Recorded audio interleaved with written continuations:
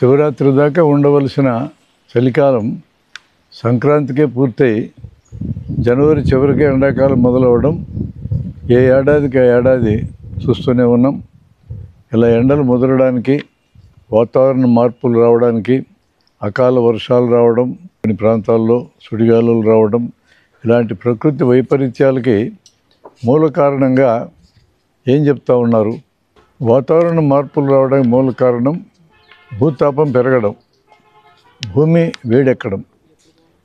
దీనికి ప్రధానమైన కారణం ప్రకృతి వనరుల్ని విచ్చలవిడిగా వాడేయడం, అడవుల్ని నరికేయడం, కేవలం లాభాపేక్ష కలిగినటువంటి కార్పొరేట్లు తమ లాభాల కోసం ప్రకృతి ధ్వంసమైన పట్టించుకొని పరిస్థితి ఉండడం, వాళ్ళకి భూమి లోపల ఉండేవి చాలవు, నదుల్లోవి చాలవు, సముద్రాల్లోవి చాలవు, అడవులు చాలవు, మొత్తం అన్నిటినీ ధ్వంసం చేయడం.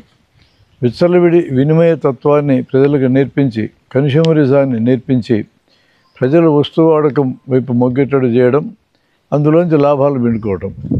ఈ రకమైన మార్పు మనుషుల ఆలోచనలో రావడమే ప్రకృతికి శాపం కింద మారింది. దీని పర్యవసానంగా కర్బన ఉద్గారాలు పెరుగుతూ ఉన్నాయి. అవన్నీ పెరగడం వలన భూమి వేడెక్కుతుంది, ఐసు కరిగిపోతూ ఉంది, సముద్రాల నీటి మట్టం నెమ్మదిగా పెరుగుతుంది. ఆ పెరుగుదల మన జీవితకాలంలో చూడకపోవచ్చు, కానీ తీర ప్రాంతాల్లో ఉండే నగరాలన్నీ కొన్ని వందల ఏళ్లలో మునిగే అవకాశం అయితే ఉన్నది. అంటే మనిషి ఇతర జంతువుల్లాగా ప్రకృతితో సహజీవనం చేయటం కాకుండా ప్రకృతిని తన కోసం విచ్చలవిడిగా ఉపయోగించుకోవటం అనే తెలివితేటలు మనిషికి శాపం కింద మారిందని మనం భావించాలి. ఎండాకాలం ముదిరినందువలన వచ్చే ఆరోగ్య సమస్యలు చూద్దాం. రెండు ప్రధానమైన సమస్యలు మనం మాట్లాడుకుందాం. హీట్ ఎగ్జాషన్, ఎండ అలసట అంటాం. హీట్ స్ట్రోక్, వడదెబ్బ అంటాం. ఈ రెండు ప్రధానమైన సమస్యలు. ఎండ ముదిరిన 10 గంటల నుంచి సాయంత్రం 4 గంటల లోపున ఎండలో పనిచేయడం, నీళ్ళు ఎక్కువ తాగకుండా ఉండడం. అంటే ఎండకి పని చేయకపోయినా క్లోజ్డ్గా ఉండే స్పేసెస్లో, అంటే నేలమాలిగలు లాంటి చోట్ల, అలాంటి చోట్ల పనిచేసేటప్పుడు ఎక్కువ తేమగా ఉంటే హ్యూమిడిటీ అంటాం దాన్నే. నేరుగా ఎండపడకపోయినా అది ప్రమాదం. సరే, ఎండల్లో ఎక్కువ ముదురు రంగు దుస్తులు వేసుకోవడం, సరిపడా నీళ్లు తాగకుండా ఉండడం, వీటి ప్రభావం శరీరం మీద పడుతుంది. హీట్ ఎగ్జాషన్ లేదా ఎండ అలసట వచ్చినప్పుడు వికారము, వాంతి వచ్చినట్టు అనిపించటము, తల తిరగడము, తలనొప్పి ఇలాంటి లక్షణాలు వస్తాయి. చెమటలు విపరీతంగా పడతాయి. ఈ సమయంలోనే మనం గుర్తించి నీడకి వెళ్ళిపోయి ఎక్కువ ద్రవ పదార్థాలు కానీ తీసుకుంటే ఈ ఎండ అలసట అనేది తగ్గిపోతుంది. మనం ఆ సమయంలో ఆ జాగ్రత్త తీసుకోకుండా వదిలేస్తే ఇది వడదెబ్బగా మారే అవకాశం ఉంది. వడదెబ్బగా మారిన తర్వాత చెమటలు పట్టడం ఆగిపోతాయి, శరీరం పొడిగా మారిపోతుంది, తెలివితెప్పిపోవడం, కన్ఫ్యూషన్ రావడం కూడా జరగవచ్చు. ఆ స్థితి వచ్చిన తర్వాత అది మెడికల్ ఎమర్జెన్సీ కింద మారుతుంది. అది మన కంట్రోల్లో ఉండే పరిస్థితి దాటిపోతుంది అన్నమాట. అలా మెడికల్ ఎమర్జెన్సీ కింద మారినప్పుడు వెంటనే స్పందించకపోతే ప్రాణాపాయం కూడా జరిగే అవకాశం ఉంది. అందువల్ల ఈ రెండింటిని మనం విడివిడిగా చూడాల్సిన అవసరం ఉంది. ఎండ అలసట, హీట్ ఎగ్జాషన్ ఉన్నప్పుడే మనం గుర్తించి తగు జాగ్రత్త తీసుకోవడం ద్వారా వడదెబ్బలోకి మార్పు చెందకుండా మనం చూసుకోవచ్చు. ఆ దశ వరకు మన కంట్రోల్లో ఉండే పరిస్థితి అవుతుంది. వడదెబ్బ వచ్చినప్పుడు తక్షణమే చేయాల్సిన వైద్యం ఏంటి అనేది చూడాలి. నీడ ప్రదేశానికి తీసుకెళ్ళాలి. శరీరంలో చెమటలు పట్టడం ద్వారా శరీరానికి వచ్చినటువంటి ఉష్ణాన్ని తగ్గించే మెకానిజం దెబ్బతింటుంది.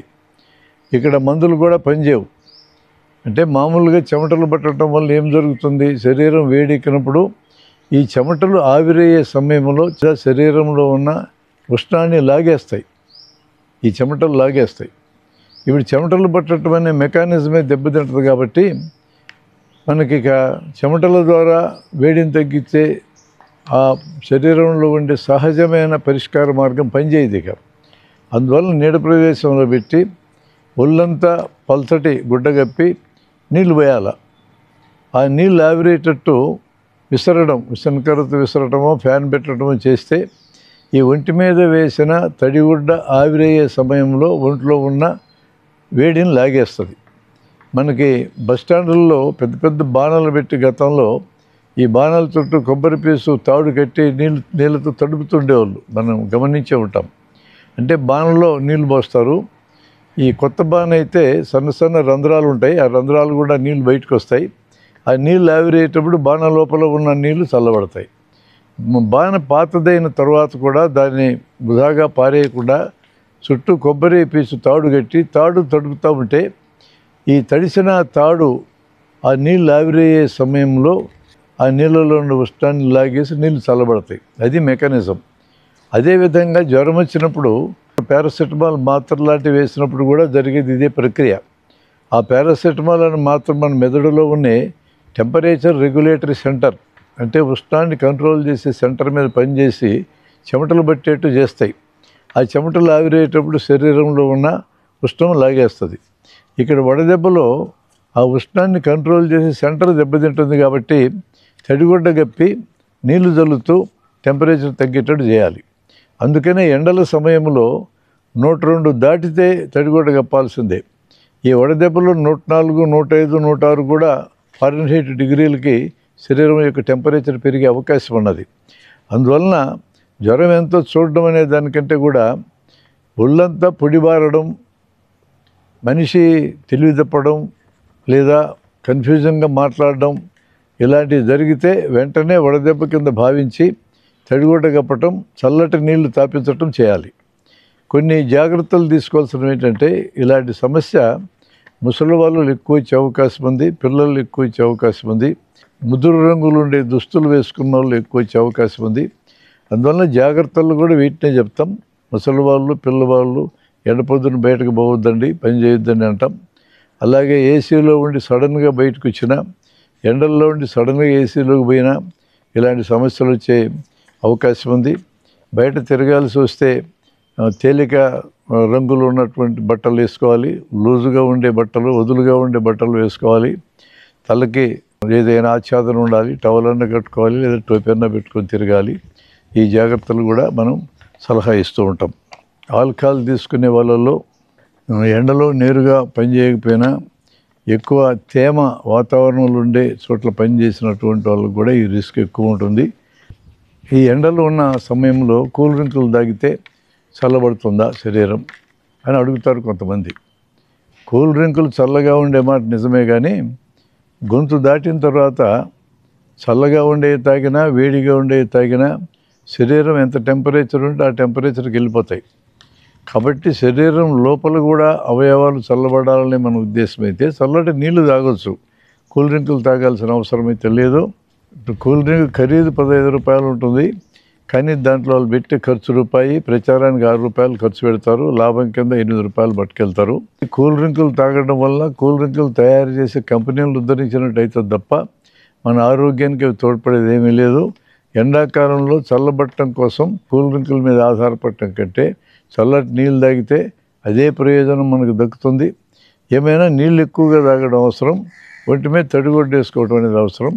ఈ జాగ్రత్తలు తీసుకుంటే ప్రమాదాల నుంచి తప్పించుకునే అవకాశం ఉంటుందనేది మన సూచన.